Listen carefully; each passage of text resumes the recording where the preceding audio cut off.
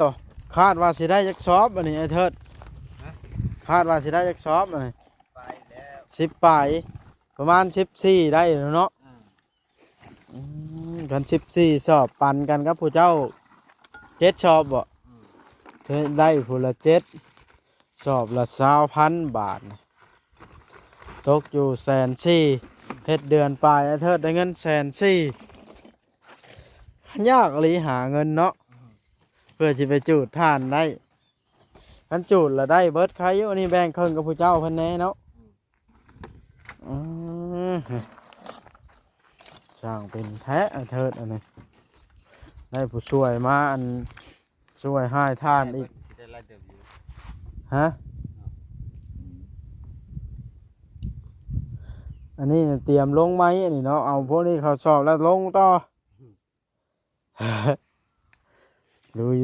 ยคันสมมุติเฮาจูดเป็นอันแบบว่าบ่หยุดนี่ทิศหนึงได้ขวะบ่ตอนหนึ่งเต่าอะไร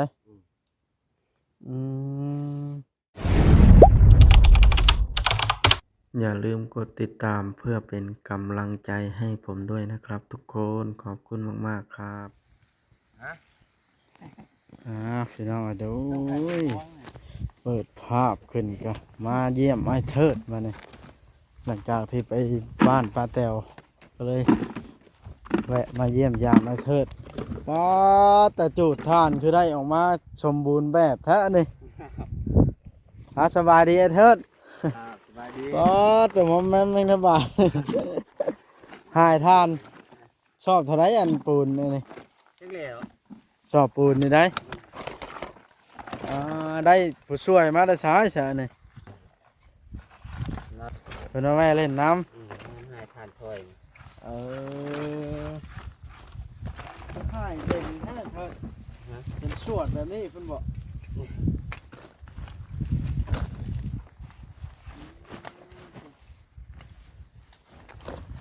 คอดขึ้นมาเบิดล่ะมันเป็นอันนี้บาทเลยประมาณสิได้จักสอบอันนี้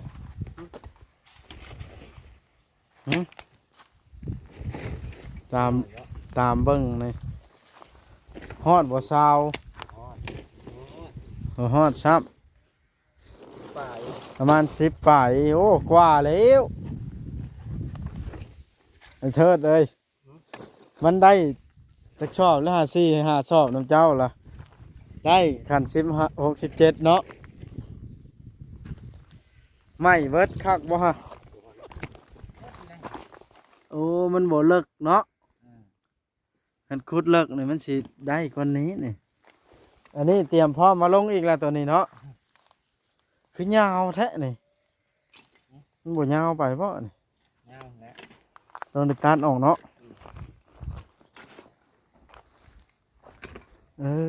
น้ำเด้เถิดอยู่มาจะเถียงคุณบ่มีเสยน้ำนะหันกันเนาะ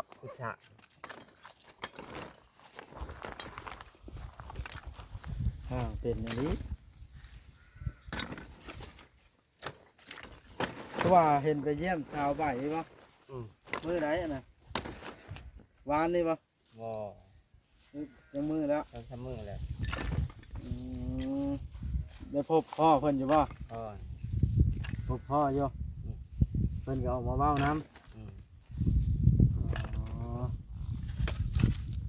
ดำซับนี่เราธุรกิจสีดำเลยเงินเลยเมื่อได้เนาะธุรกิจสีดำธุรกิจมืดหรือกลางคืนพุ่นไปเฮ็ดเรียกกลางคืนแล้วมันธุรกิจมืดนี่มันธุรกิจสีดำนั่นนี่ได้ก็เบิ่งว่าผูกเต็มหมดเลยขาวสวยจะได้เงินละเด้สมมติได้15 สอบละไล่ขั้นต่ำมันสอบละ30สอบปูนนี่เนาะ10 สอบมันก็เท่าไรฮะ300,000บ่แม่นเจ้าได้แบ่งกับพระเจ้าข้าเจ้าอีกดิโอ้เพื่อแบ่งกับพระเจ้าอีกโอ้สิเหลืออยู่ประมาณ7 สอบนี่แล้วใช่ ครึ่งเลย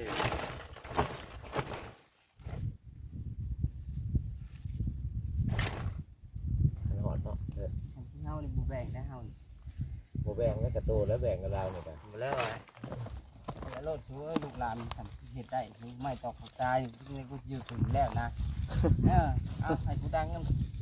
เล็ก เล็ก ๆน้อย ๆน้อยๆใครอยู่ว่า ให้ได้ อันนี้ว่าแดงครึ่ง ๆแบ่งครึ่งเลยต่อสมุดได้10สอบก็ได้ผู้หาสอบ มันกว่าแล้วได้เดือนเจ้าเฮ็ดเตานี่เนาะ ไม่จุดที่ไหนคือ ได้ก็จุดอยู่แล้วเนี่ยเอาถึงเฮาบ่เฮ็ดแล้วก็จุดทิ้งอยู่แล้วนะ มึงจะปันกูทำไรกับปันว่าขออนุญาตน้ำเนาะก็ได้อยู่แล้วเด้ บ่ได้ดังใครเลยบัดนี้เฮาเอาจุดให้แปดให้พร้อม พัดให้พร้อมเนาะ เจ้าผมมีดอกก็สิบนป่าเขาไปเอา6อันไม่ได้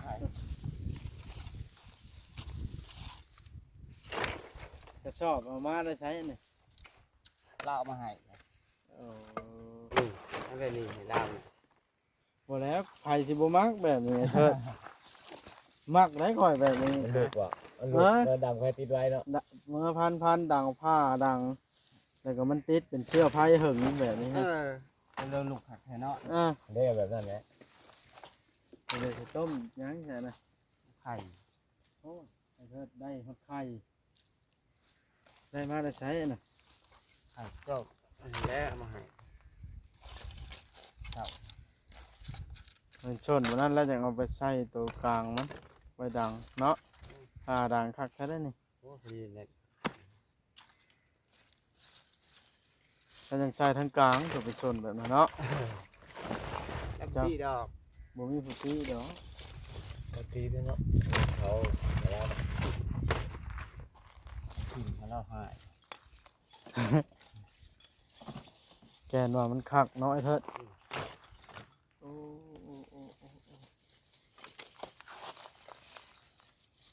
จักกะจักเพิ่นบ่ จากเพิ่นของเพิ่นเบิดนะเพิ่นมีแต่แห้ง คิดว่าไอ้เถิดสิบ่อยู่แต่เก้ากูมาหาเห็นชะม้อยเห็นแต่เต่า เจ้ามากเหรอ มาเหลือก็มาเยี่ยมป้าแตวแล้วก็กลายมาแต่ละเทื่อ ตังค์ บนอยู่บนนั่งอันนี้เนาะ อ่า เอ้ยเต้ามาเฮ็ดวันนั่งต้มไข่กินบาดมื้อนอนอยู่เพื่อนบ่ไอ้เถิดกูมื้อนี่เอาถ้าสบายเพิ่นบ่ได้อยากออกมาบ่ ยังว่างแล้ว โอ้ไปเว้าจนได้เพิ่นก็อยากมากูเทื่อยาบ้าแล้วบัดนี้เนาะยาแล้วบ่หรือยังสิพรอยู่คือเก่า ใช่อยู่แล้ว เพราะว่ายาแล้วบัดนี้มันหึงแล้วเนาะ ยังออกมาแล้วแหละ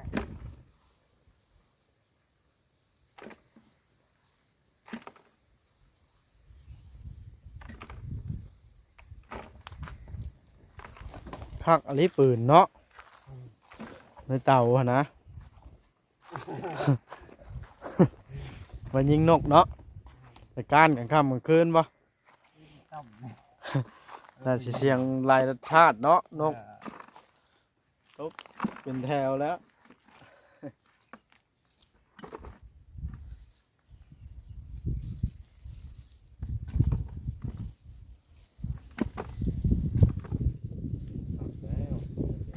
เย็บก็เป็นบ่เถิดเจ้านะคนเคยเฮ็ดเนาะ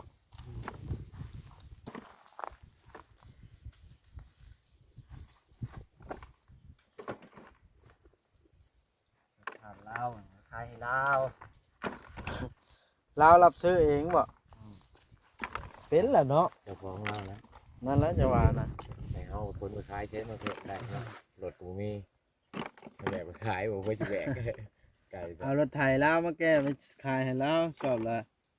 โอ้ยนะไข่ คันชอบละ25นี่ต้องขายให้ค่อยเด้อข้อยสิเอารถมาซื้อเอาสอบใหญ่ซ้ำนี่ เจ้าต้องไปซื้อต่อล้าวบัดนี้ คันลาซื้อสอบ20,000หั่นนะ ต้องไว้ขายค่อยสอบ25ค่อยรับซื้ออันสอบใหญ่แบบนี้ เพราะว่าเก็บไปบรรทายแต่ก็ลงนะ ฮะ สอบ40,000บรรทาย อันนี้ได้ อืม โอ้มันสอบใหญ่เห็นเนาะมันได้2สอบน้อยเขียวนั่นพุ่นออกมา ได้บ่ พุ่นแล้วสอบอันนี้ฮะ สอบได้25,000ได้สอบแล้วเนาะ เออ สอบเกี่ยวเลยนะ สอบน้อยเขียวนะอันนี้มันสอบละ50ผู้เอาได้สิจังเหมาะสมกับมันยากเพื่อสิไปจูดได้เนาะ โอ้สำหรับผู้นอนยอด หลายเดือนเด้อแล้วเป็นเดือนแล้วแต่ค่าจูดทานมาเนี่ย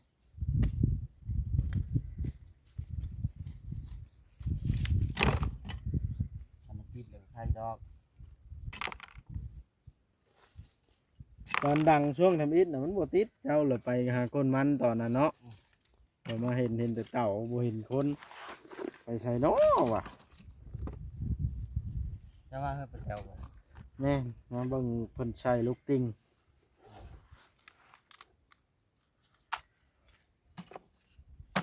ให้สุกกบได้นี่ คักไหมหาเนาะ แกงครับเด้อ แต่เบา ฮ้อนอากาศฮ้อนแห้งแบบนี้ไอ้เทิดอาบน้ำอยู่บ่ไอ้เทิดนี่ คือบ่แม่นสิดอก โอ้อยู่ในเตาเนาะ บ่ว่าพื้นน้ำเลย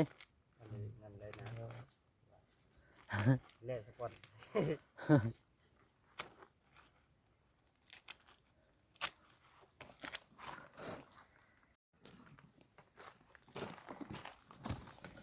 ซอยไอ้เทิดเนาะบ้านอยู่นี่บ่เจ้าก็ได้ แม่น เออ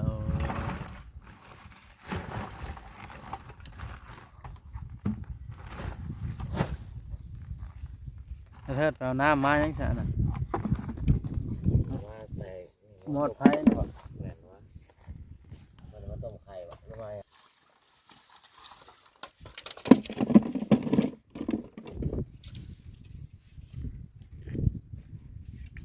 นี่ถึงเอาไปสางไข่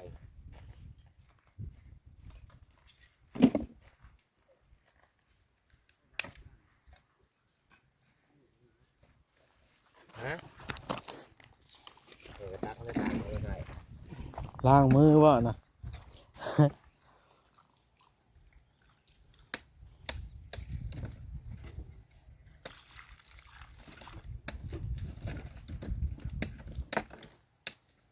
ขึ้นแหล่ มันบ่แม่นว่าแหล่ซื่อๆได้น้ำล้างมือเจ้าเนาะคนวายทานเถอะเนาะอืม หายไปเลยนะตับ เดี๋ยวไข่ตักก่อน นี่หน่อยเดี๋ยวมันแล้วฮะนี่หน่อยเดี๋ยวจะ บอกไปเลย ลงละลายเลย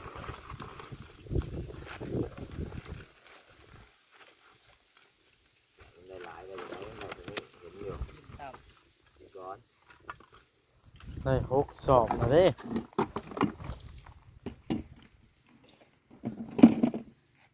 นี่ให้ได้ คนไปห้วย ขึ้นแหล่ก็ขึ้นแหล่ เขาบ่ได้มาเขาไปห้วย แล้วหายิงไม่ใช่เนาะ บัดชิ้นนี่มันมาดังจูดที่มีชื่อโอ้ยสิได้คือบอกอันนั้นคือบ่มอดเอาไอ้เถิดดียามันบ่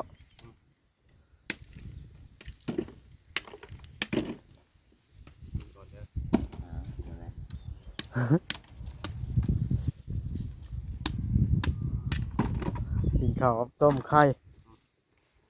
เฮ็ดกินอยู่นี่เลยบัดนี้นั่นเฮือนครัวเจ้าบ่เพิ่นน่ะถ้วยบวงชามไว้อยู่หั่น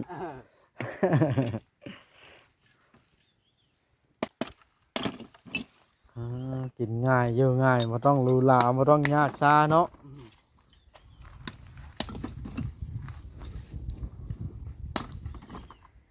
สบาย กินแบบง่ายๆไข่ก็บ่ได้มีแจ่วจ้ำอีกต้มแล้วกินกับข้าวเลยข้าวก็แม่นนึ่งแต่มาซื้อนั่นเพิ่นบ่ ข้าวนี่ เคยเฮ็ดแบบนั้นได้เถิดแต่เก่า มันเป็นสุดเย็นเนาะ ตามนั่นแหละง่าย ขอตวงมาให้ครับบอกเอาใส่ยองเอาชั่วกูละ ตัวเพียง หมดตะลุไทย นี่บ่เห็น เอาปั่นกูดี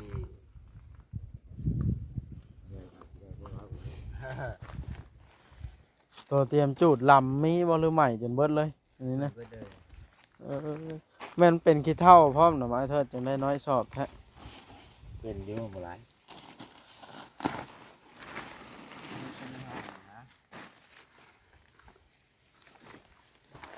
มันจงอะไร อันนี้ได้ จงจนกับไม่ทน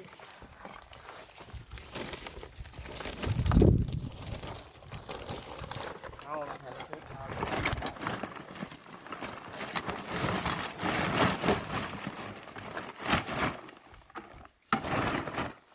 บ่ง่ายปานใดกว่าสิได้ทานเนาะคนบ่เป็นนั่นก็ทิ่มซื่อๆได้สิจูดนะ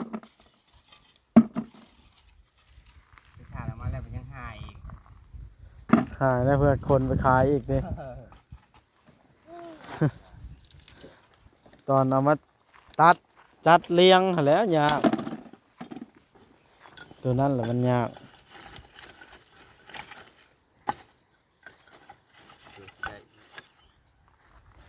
ได้เงิน จะหมดได้ปันกันได้ผู้เจ็ดสอบละ20,000 บาทนะเอ้า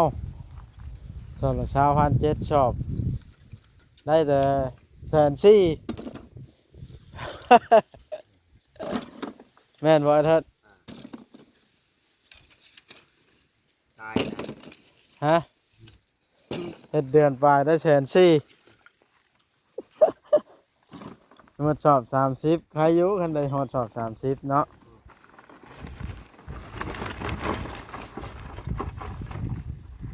มึงก็อยู่ใต้ลม ควันก็เข้าตาละติ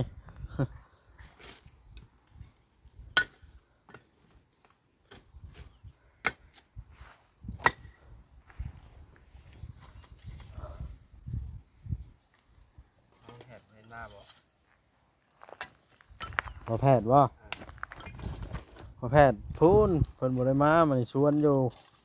เพิ่นออกไปอันบ้านดงเห็นนะฮะผ่านหมดกับผ่านจ้อย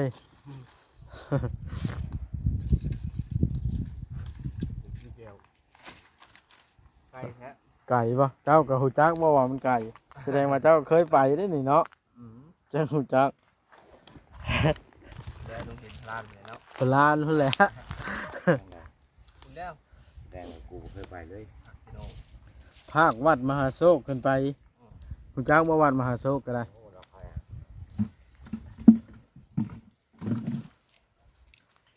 แล้ว มอดไว้ให้ขายดีกว่าไอ้เถิดนี่สิได้มันมึงน่ะสิ้นบักใหญ่ๆนี่โอ้เอามาดังโหดอีหลี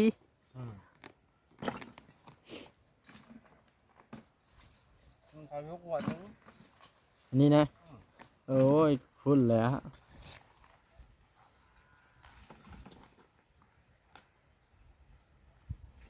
เป็นไรป่ายังเห็นอยู่ว่าไอ้เถิดปลาดุกเจ้าหันไดเป็นตาสิกุ้มอยู่บ่น้ำเจ้าว่าคือว่าเพียงหนักแข้งนี่เดี๋ยวนี้เนาะตามเบิ่ง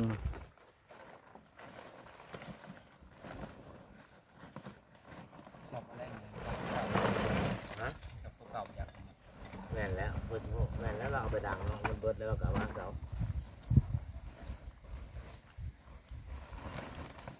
ชอบแล้วเอง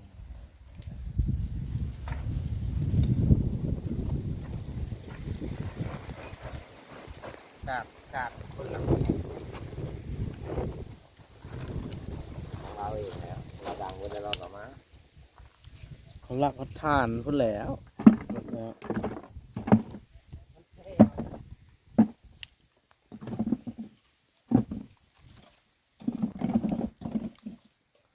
น้ำกินบ่นะ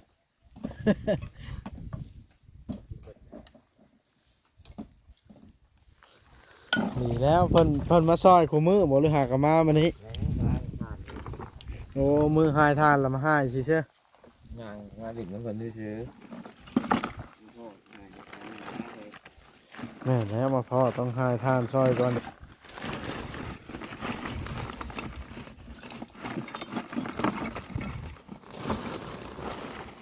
มาพอก็เลยหาย ฮะเดี๋ยวมีหยังมาพากมาต้อนมื้อนี้ว่าสิบ่เห็นแน่เทิดเอามื้อหน้ามื้อในก่อนเด้อสิได้กลับก่อน แวะมาเยี่ยมยามก่อนนี่ก้อนนี้ก็ได้อย่าลืมได้ข่อยเว้านะคำเพิ่นซื้อสอบ20,000แล้วมาขายข่อย25นะ ให้แต่พูดของเพิ่นนะ พูดของเขาสิไว้ขายสิดอก แต่สิเอารถมาใส่เอา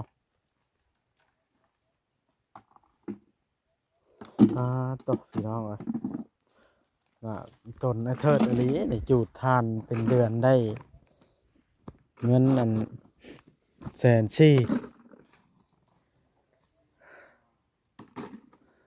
นะพี่น้องเอ้ยโอเคคลิปนี้ก็ได้สิได้จบคลิปลงเพียงเท่านี้สักก่อนเด้อพี่น้องเด้อเนาะคลิปหน้าจังว่ากันไหม